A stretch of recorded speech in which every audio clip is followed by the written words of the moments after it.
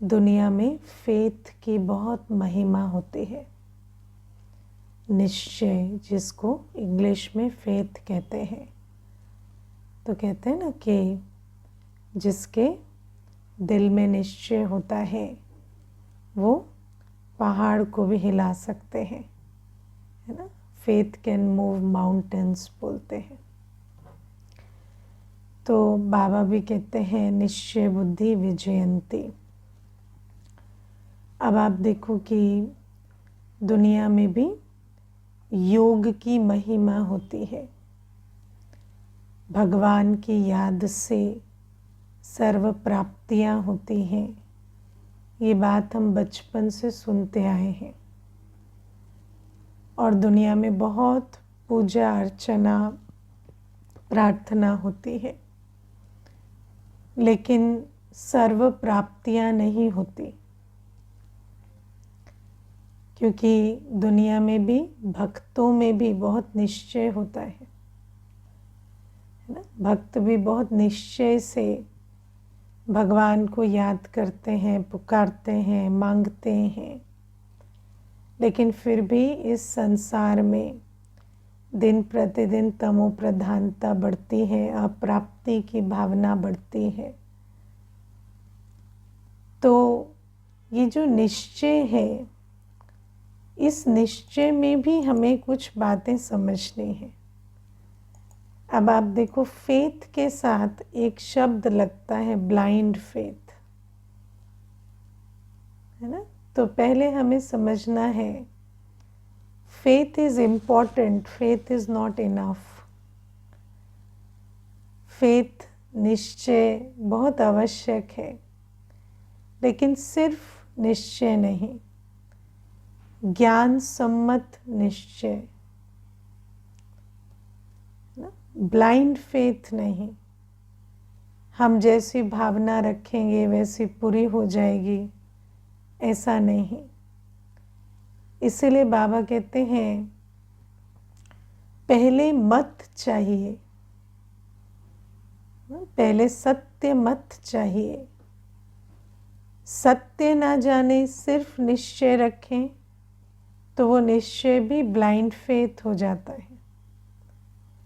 उस निश्चय के बल से हम बहुत प्रार्थना करते हैं, बहुत कुछ करते हैं, है ना। दुनिया में भी देखो, कोई शरीर छोड़ने वाला होता है तो कहते हैं हमें पूरा यकीन है भगवान पर, हमें निश्चय है कि ये शरीर नहीं छोड़ेंगे, है ना। लेकिन ऐसा सोचते हैं कि निश्चय रखेंगे तो शरीर नहीं छोड़ेंगे लेकिन ड्रामा में अगर उसका शरीर छोड़ना है तो कितना भी निश्चय रखें तो वो तो छोड़ेंगे ही ना, या नहीं छोड़ेंगे। आज नहीं छोड़ेंगे, कल तो छोड़ेंगे या 6 महीने बाद छोड़ेंगे, या 10 वर्ष के बाद छोड़ेंगे। तो जब हम बाबा को जानते नहीं हैं तो उस समय पर ये होता है कि बाबा को ना जानने के कारण हम जैसी भावना में निश्चय रखते हैं, हम सोचते हैं हमारी भावना ज़रूर भगवान पूरी करेंगे।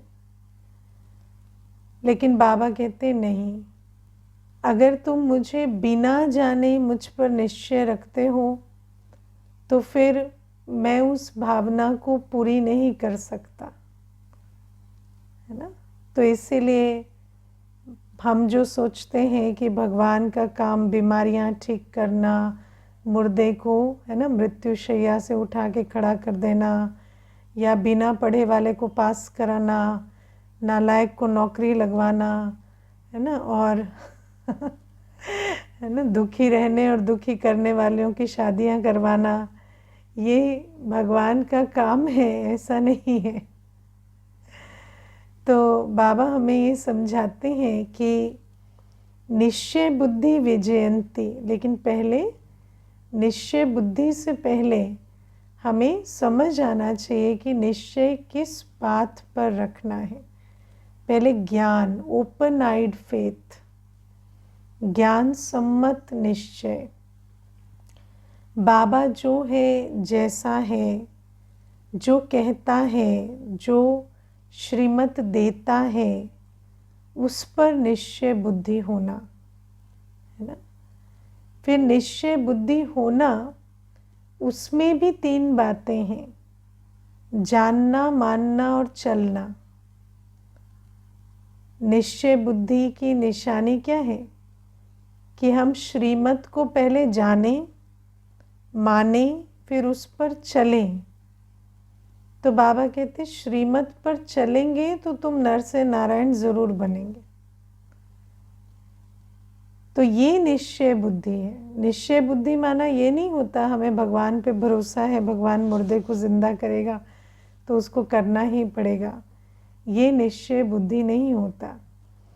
और मैं ऐसा समझती हूँ ज्ञान मार्ग में भी ये वाली भ्रांति बहुत रहती है, क्योंकि हम भक्ति मार्ग से ये सारे संस्कार ले आते हैं। तो आज जो बाबा निश्चय में विजय कहते हैं, तो किस बात में निश्चय रखने से विजय होगी? तो बाबा कहते हैं जब हम श्रीमत को जानेंगे, मानेंगे और उस पर चलेंगे तो हमारी विजय निश्चित होगी। जैसे साइंस है ना, साइंस में फॉर्मूला होता है, फॉर्मूला लगाएंगे तो रिजल्ट ज़रूर मिलेगा। ऐसे ही बाबा कहते ये जो मैं तुम्हें फॉर्मूला दे रहा हूँ, ज्ञान से, है ना, ज्ञान से, ज्ञान रत्नों से स्थूल रत्नों की कमाई, है ना। बाबा कहते ये जो आज के ज्ञान रत्न जितने धारण करेंगे उतना सतयुग में वो स्थूल रत्न बन के तुम्हें मिलेंगे। तुम जितना योग करेंगे उतना तुम्हें निरोगी काया मिलेगी। तो जितना हम सत्य ज्ञान को समझकर धारण करेंगे उतना पद के लायक ज़रूर बनेंगे। जितना हम योग करेंगे ज़रूर हमारी निरोगी काया 21 जन्मों के लिए मिलेगी। पवित्र दुनिया, पवित्रता के आधार से पवित्र दुनिया के मालिक बनेंगे। ये सर्टेन है, ये फॉर्मूला है जो कभी फेल नहीं हो सकता, है ना। जितना औरों को सुख देंगे सेवा करके उतना सुखधाम में राजाई के लायक बनेंगे। तो बाबा कहते हैं ये फॉर्मूला है। जैसे साइंस में फॉर्मूला होता है ना, दुनिया में कहते ग्रेस, बाय गॉड्स ग्रेस ये हो गया, भगवान की कृपा से ये हो गया। बाबा कहते हैं ऐसी कोई कृपा नहीं है या कोई ग्रेस नहीं है कि कभी बरसी बरसी नहीं बरसी नहीं बरसी। ऐसा कोई मैंने कोई, है ना, इस प्रकार अपने पास ऐसा कुछ नहीं रखा है कि मेरा दिल किया तो तुम पर कृपा कर दिया, नहीं किया तो नहीं किया, है ना। अब बाबा को क्या है कि एक पर कृपा करेंगे दूसरे पर नहीं करेंगे। तो बाबा कहते हैं जैसे विज्ञान में सिद्धांत होते हैं, ऐसे मैं तुम्हें कर्मों के नियम बता रहा हूँ। जो करेगा, जितना करेगा, जैसा करेगा वैसा पाएगा। मैं तुम्हें वो कर्म सिखला रहा हूँ। तो श्रीमत पर जितना चलेंगे उतना श्रेष्ठ दुनिया का मालिक बनेंगे। अब मैं आज ऐसे ही विचार चल रहा था कि देखो, जैसे हम कहते हैं कि बाबा को याद करने से सर्व गुणों शक्तियों की धारणा होती है, ठीक है। तो जब हम बाबा को याद करते हैं, है ना, तो पहले तो हमें समझना है कि बाबा कौन है। तो बाबा शांति का सागर है, स्नेह का सागर है, बाबा पवित्रता का सागर है, ज्ञान का सागर है। और जब हम बाबा को याद कर रहे हैं, अगर मैं बैठ जाऊं और सोचूं बाबा मुझे शांति दो, बाबा मुझे प्योरिटी दो, तो दे रहा है। और मैं मुट्ठी बंद करके सोचूं कि दो, है ना। तो निश्चय माना मैं समझूं कि मैं बाबा की कौन, सिक्की लधा बच्चा। बाबा मुझे बहुत प्यार करता है, बाबा मेरे लिए परम धाम से आया है, बाबा मुझ पर बलिहार जा रहा है। मुझे इस पे सेल्फ डाउट नहीं होना चाहिए, है ना। इसीलिए बाप पर निश्चय रखने के लिए स्व पर भी निश्चय चाहिए।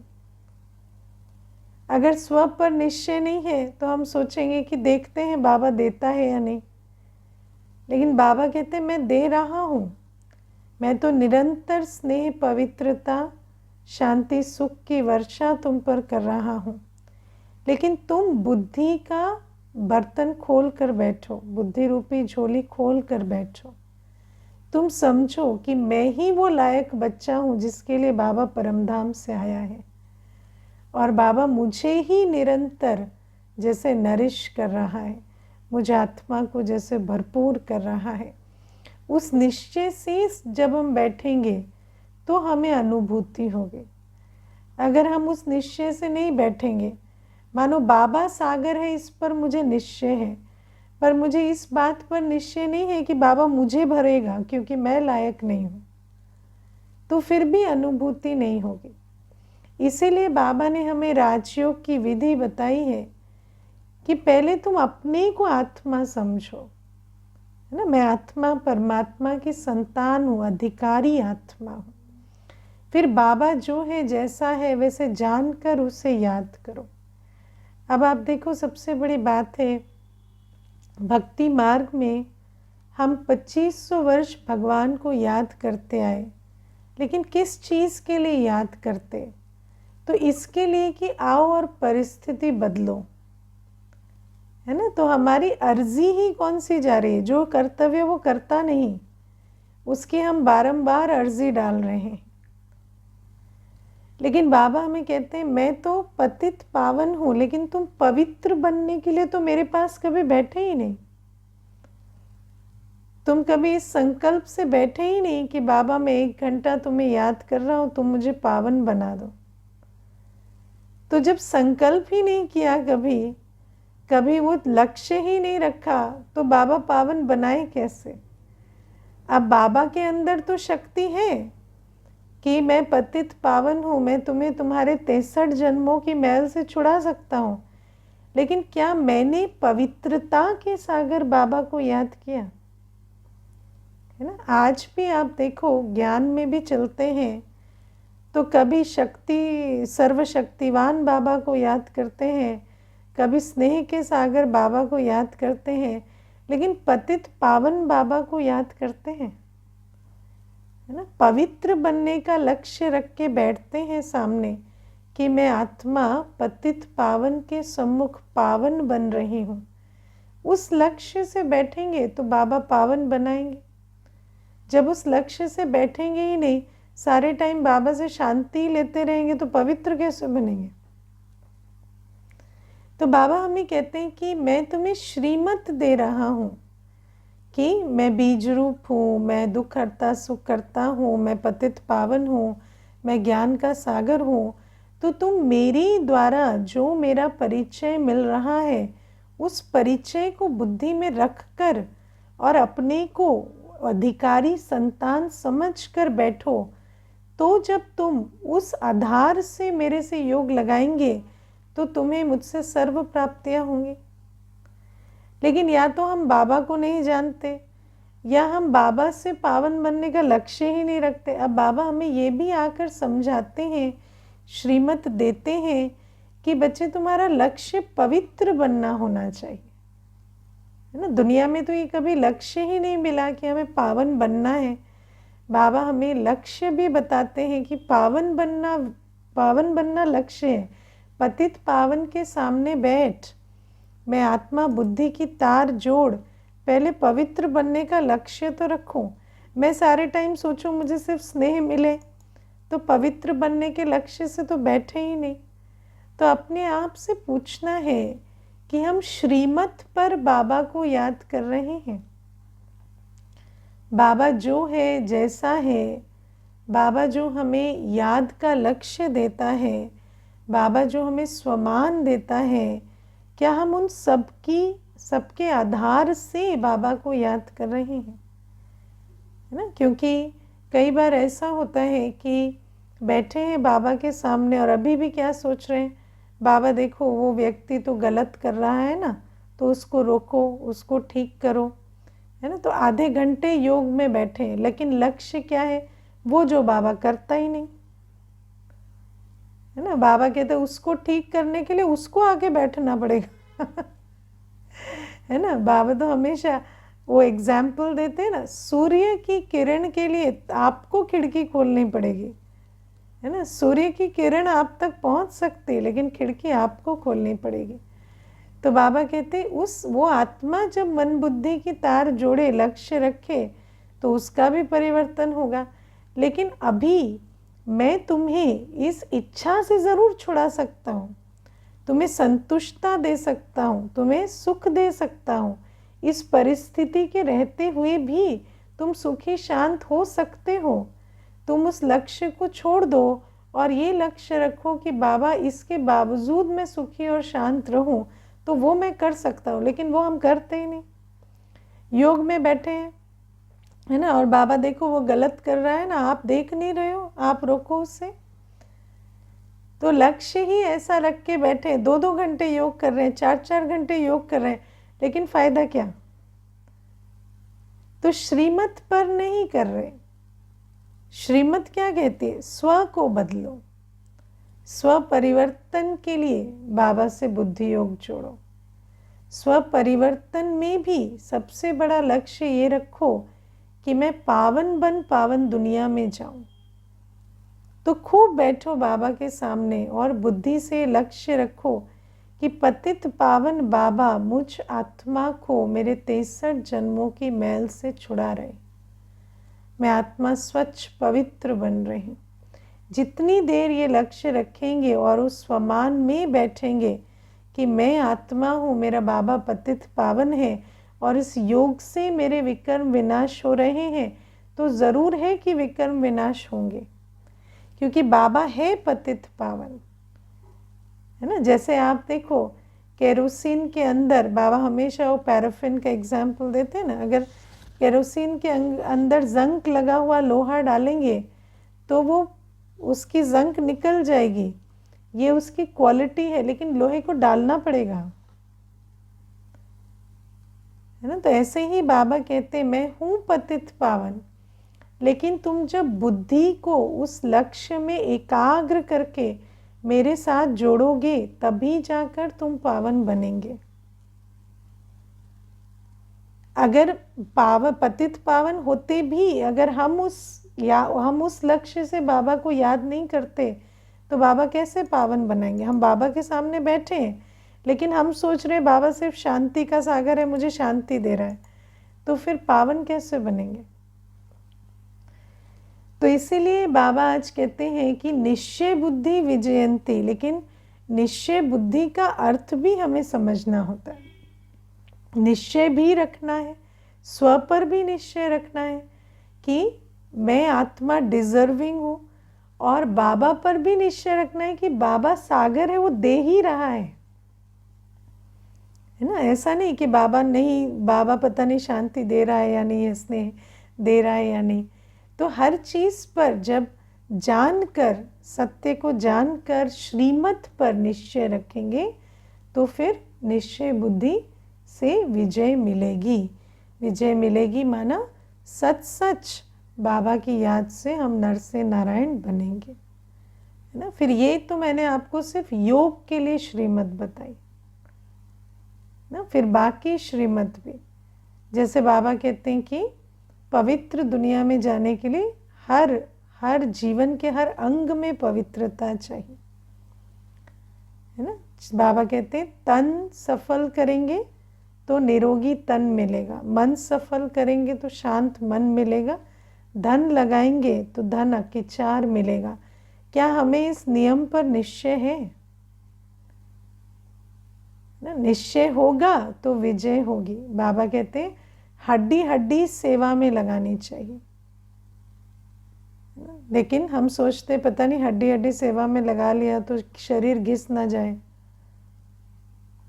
तो शरीर ऐसे सोचेंगे, लगाएंगे ही नहीं तो मिलेगा कैसे? तो बाबा कहते हैं निश्चय रखना पड़ेगा। बाबा हमें हर चीज़ का फॉर्मूला बताते हैं, प्राप्ति, सर्व प्राप्तियों का बाबा हमें फॉर्मूला बताते हैं। बाबा कहते हैं सेवा से पुण्य का खाता जमा होगा, लेकिन क्या हमें निश्चय है कि सेवा से पुण्य का खाता जमा होगा?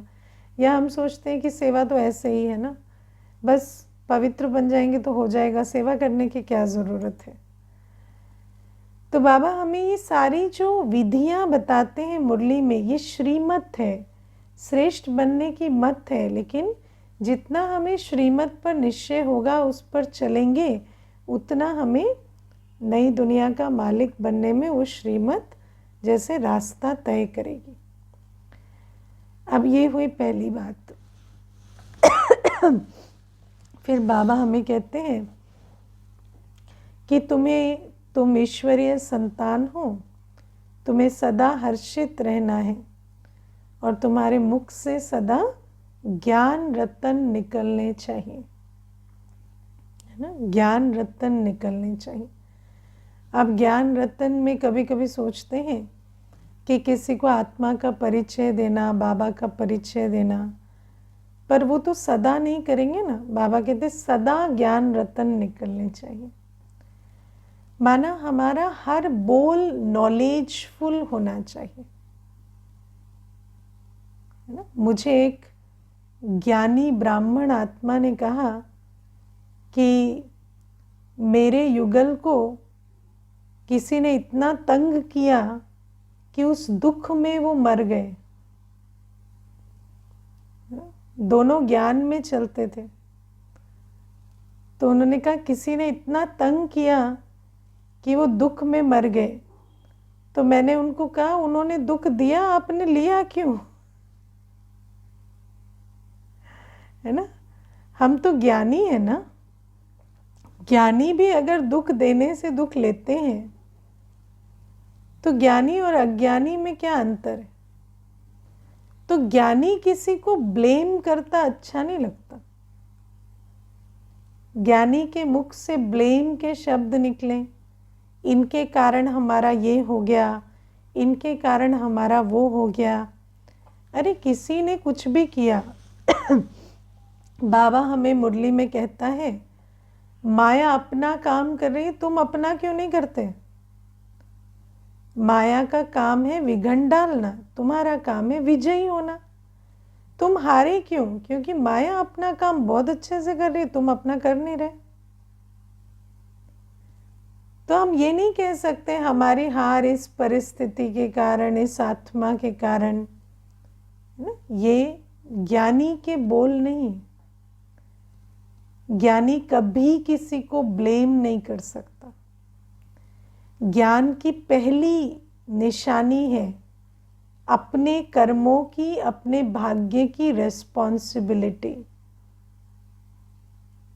बाबा ने हमें समझाया है हम अपने कर्म और अपने भाग्य के लिए जिम्मेवार हैं। सर्वशक्तिवान ज्ञान सागर बाबा हमें कर्म सिखला रहे, पढ़ा रहे हैं, है ना। तो ऐसा कैसे हो सकता है कि हमारा भाग्य ना बने। और अगर नहीं बन रहा, इसका मतलब हमारे ही कुछ कर्मों में प्रॉब्लम है। तो हम किसी को ये नहीं कह सकते इसके कारण मेरी अवस्था बिगड़ गई, उसके कारण मेरा भाग्य छिन गया। नहीं, बाबा कहते ये ज्ञानी के बोल नहीं होते। देखो, मुझे एक बार मैं अनुभव सुन रही थी, जानकी दादी को किसी बहन ने कहा कि मुझे इस व्यक्ति ने बहुत बहका दिया, है ना, कुछ ऐसे मिस इन्फॉर्मेशन दे दी, तो इस कारण से मैं इनके बातों में आ गई। तो दादी ने उनको फट से कहा उसने बहकाया तो तुम बहके क्यों। वो इतना स्मार्ट है, तुम ज्ञान सागर के संतान नहीं हो क्या, किसकी कंप्लेन लगाने आए। आपको पता है अज्ञान काल में भी मैंने देखा है कोई अच्छे दुनिया में व्यापारी होते हैं, कोई होते हैं ना, उनके साथ ठगी चोरी हो जाती है ना, वो किसी को बताते नहीं है। वो नहीं बताते हमारे यहाँ से चोरी हो गई। वो कहते हैं सामने वाला सोचेगा ये तो मूर्ख है, इनके यहाँ तो रोज चोर घुस सकते हैं। तो हम ही बदनाम हो जाएंगे कि हम तो ऐसे मालिक हैं जो चोर से अपनी सुरक्षा नहीं कर सकते। मैंने अज्ञान काल में देखा है अच्छे व्यापारी होते हैं ना, बड़ी बड़ी दुकान संभालते हैं, उनके यहाँ चोरी हो जाती है तो कहते हैं चुप रहना, किसी को बताना मत, शांति से रहो, कोई बात नहीं, नुकसान हो गया, किसी को ये नहीं पता चलना चाहिए कि हम ऐसे हैं कि हमारे यहाँ चोर घुस जाते, है ना। और हम ज्ञानी होके कहें कि हमें रोज़ माया अंगूरी लगा देती है, ये तंग कर देता है, वो दुखी कर देता है, ये हमारी खुशी छीन लेता है, वो हमारा सुख चैन ले जाता है, ये क्या है? आपको ज्ञान योग का ताला लगाना नहीं आता क्या? तो बाबा हमें कहते हैं कि हमारे ऐसे मुख से बोल नहीं निकलने चाहिए। ये तो मैं आपको छोटे छोटे एग्जाम्पल दे रही हूँ। बहुत सारे ऐसे मुख से हमारे बोल निकलते हैं जो ज्ञानियों के बोल नहीं। किसी के भविष्य के लिए, वर्तमान के लिए अशुभ बोलना, इनका ये हो जाएगा, वो हो जाएगा, ये तो लगता नहीं बनेंगे, ये सब हमारे बोल नहीं। हम वरदानी मूर्त आत्माएं, है ना। मुझे एक बार एक माता आई तो मुझे कहती कि मेरा बेटा एग्ज़ाम देने जा रहा है तो आप कुछ इसको कह दो। तो मैंने कहा बहुत अच्छा होगा आपका एग्ज़ाम। फिर वो फेल हो गया तो मुझे कहती आपने तो कहा था कि इसका एग्ज़ाम बहुत अच्छा होगा। तो मैंने कहा तो क्या कहें, फेल हो जाएगा। बोले हम तो अच्छा ही बोलेंगे ना, है ना। हमारा काम ये थोड़ी है कि किसी की भविष्यवाणी करें, उसके माथे में देखें ये फेल होगा कि पास होगा, अपनी देह अभिमान की दृष्टि डालें, ये हमारा काम नहीं है। हम हर एक को यही संकल्प देते हैं कि अच्छे से अच्छा होगा, टॉप करेगा, है ना। आगे हर आत्मा उस संकल्प को लेके क्या करती है वो उसका काम है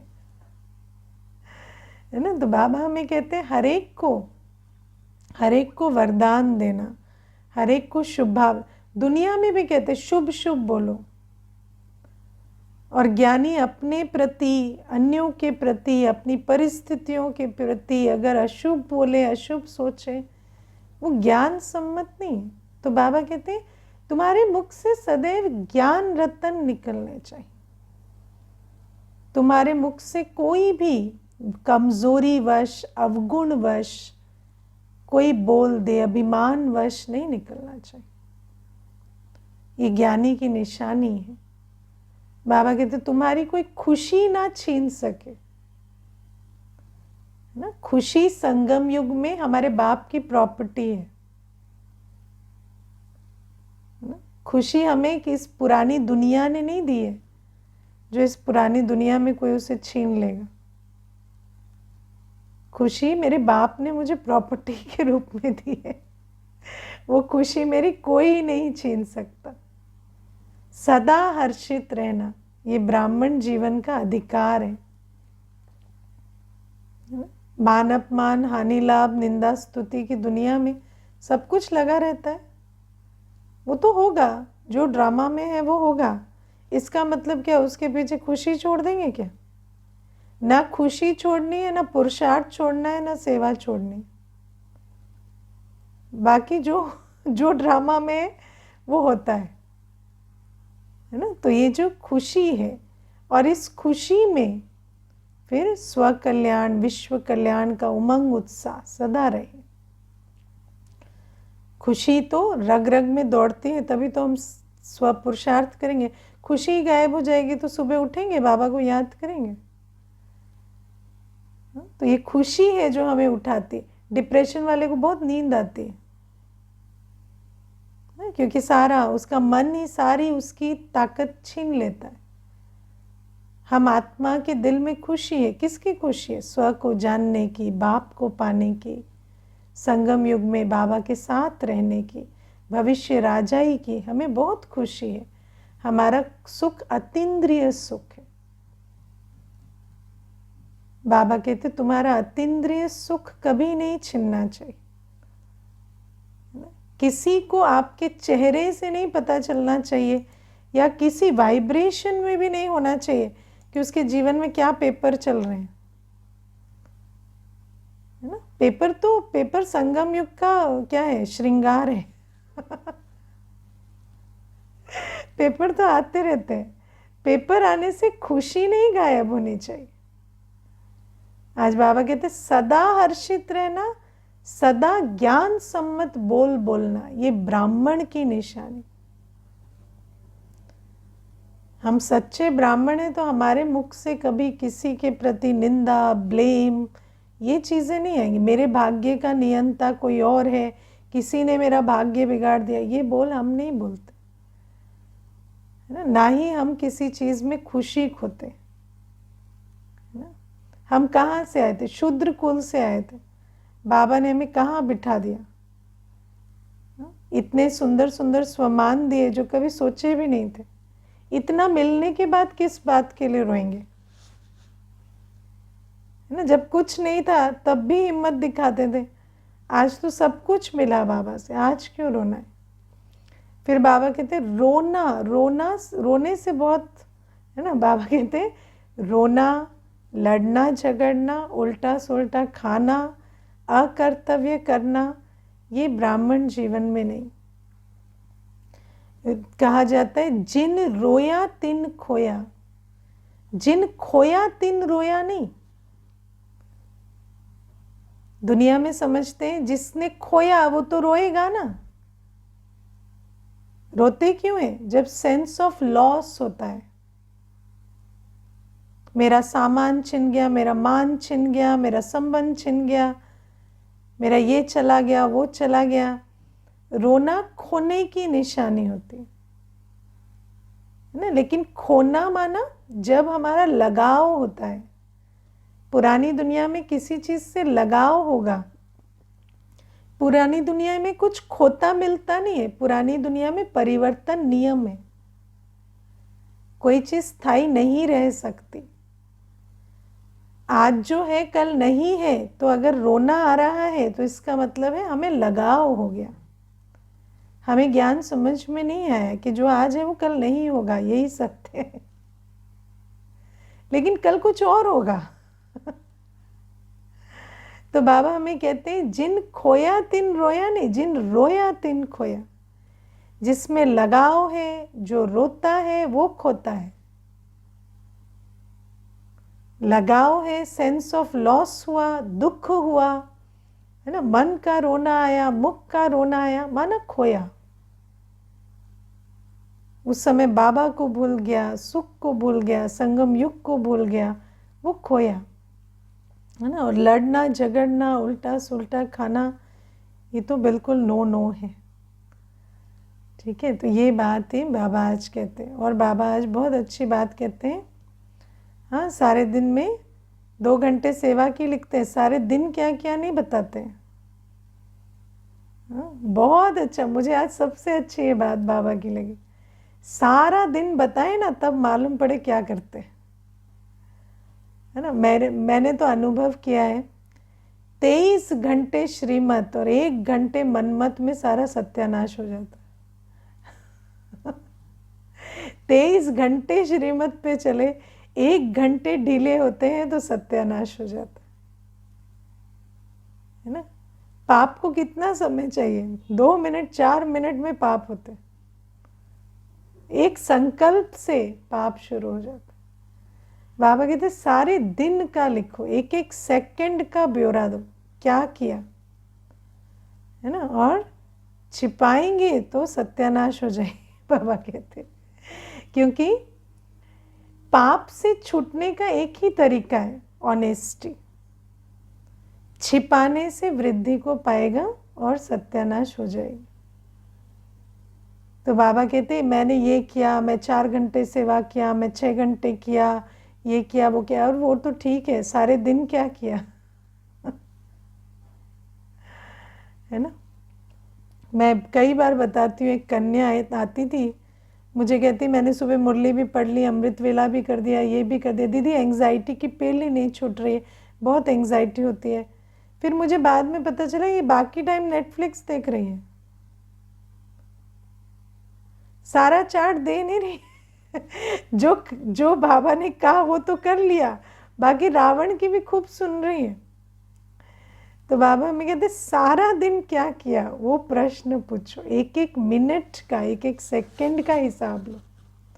तब मालूम पड़ेगा कि ये सारी दुर्गति कहाँ से हो रही है ना। और बताएंगे तो परिवर्तन होगा, है ना। बताएंगे ना तो आप भूल भी जाएंगे, दीदी की आंख में हमेशा दिखाई देगा, अच्छा ये फिर से तो नहीं कर रहे, पूछती भी रहेगी बीच बीच में, है ना। तो फिर उससे उन्नति होगी।